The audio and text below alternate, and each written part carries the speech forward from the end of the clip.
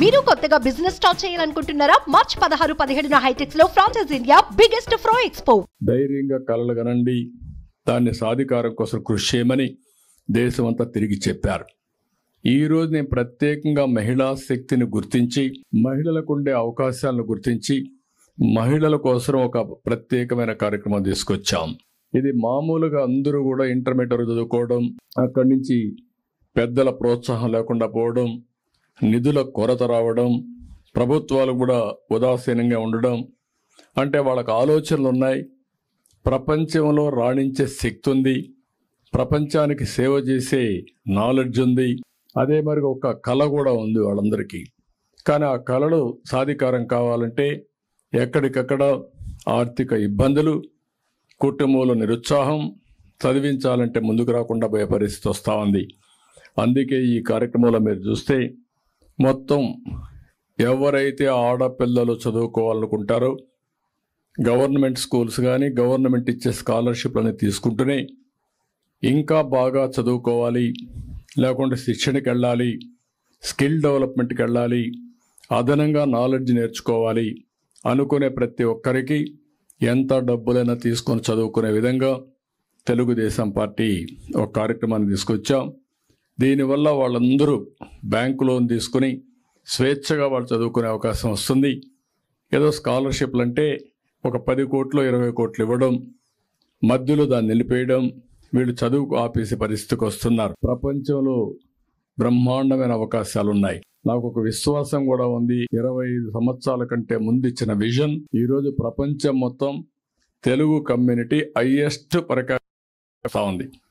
మీరు అమెరికాకు పోయినా, ఆస్ట్రేలియాకు పోయినా, ఆఫ్రికాకు పోయినా, ఎక్కడ ఒక పాష్ లొకాలిటీ ఉందంటే ఆ దేశంలో ఎక్కువ తలసరి ఆదాయం ఎవరికన్నా వస్తూ ఉందంటే అది భారతీయులు, అందులో అగ్రస్థానాన తెలుగు వాళ్ళు ఉన్నారు. ఇది గర్వకారణం. ఇందులో మళ్ళీ ఒకప్పుడు ఆడపిల్లలందరూ ఇంటికే పరిమితం అయ్యేవాళ్ళు, ఉద్యోగాలు చేసేవాళ్ళు కాదు. అంటే వీళ్ళు చదువుకోకుండా ఒక గృహిణిగా ఉండిపోయేవాళ్ళు.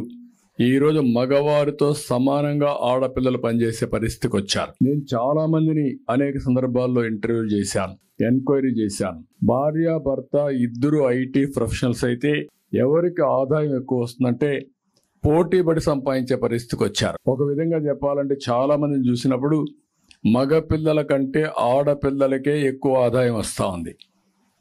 అంటే దీన్ని బట్టి మనం ఆలోచించుకోవాల్సింది, ఏ విషయంలో కూడా ఆడపిల్లలు తక్కువ కాదు.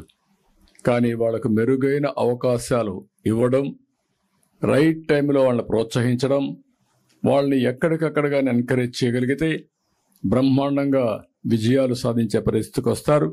ఈ కార్యక్రమం కోసం ఎంత డబ్బులైనా ఆ డబ్బులంతా గవర్నమెంట్ గ్యారంటీ ఇస్తాం, వడ్డీ అంతా గవర్నమెంటే కడతాం. అది 5,000 కావచ్చు, 10,000 కావచ్చు, ఎంతైనా సరే కడతాం. ఎన్ని వేల కోట్లను ఖర్చు పెడతాం.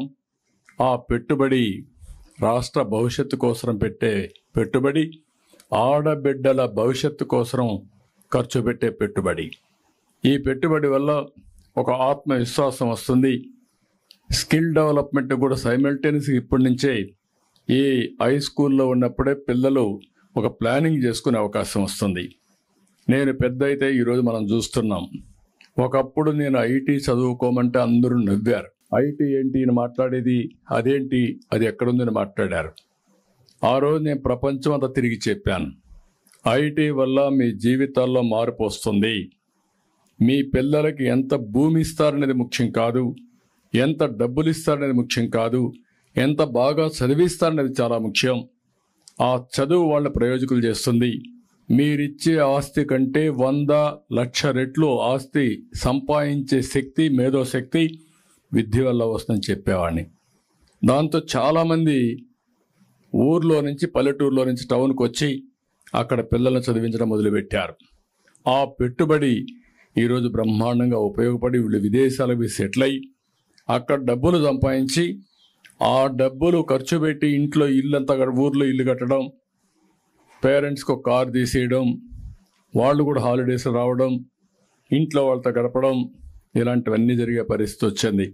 ఒక విధంగా చాలామంది నన్ను విమర్శిస్తూ ఉంటారు, మీ వల్ల తెలుగుదేశం పార్టీ ఓట్లన్నీ కూడా విదేశాలకు వెళ్ళిపోయినాయి, దీనివల్ల నష్టపోయారని. నేను నష్టపోయాను, కానీ అదే నా సంకల్పం. అందుకనే ఈరోజు నేను చేసే పని ఆడబిడ్డల వెలుగు కోసరం, ఒక భవిష్యత్తు కోసరం.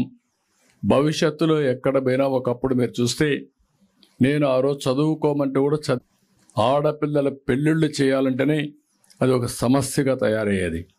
అలాంటిది ఈరోజు వరకట్నం రివర్స్ ఇచ్చే పరిస్థితికి వచ్చారు. ఆడపిల్లల్ని కట్నం అడిగే పరిస్థితులు లేరు.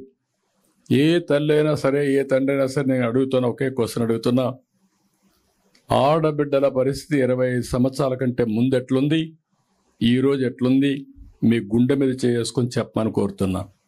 ఏ ఆడబిడ్డ అయినా, ఐటీ చదువుకున్న ఆడబిడ్డ కానీ, బాగా చదువుకున్న ఆడబిడ్డ ఉంటే కట్నాలు అడిగే పరిస్థితి ఉందని అడుగుతున్నా. ఒకప్పుడు మగపిల్లలు ఆడపిల్లల్ని సెలెక్ట్ చేసుకునే పరిస్థితి నచ్చితే, ఈరోజు ఆ పరిస్థితి లేదు.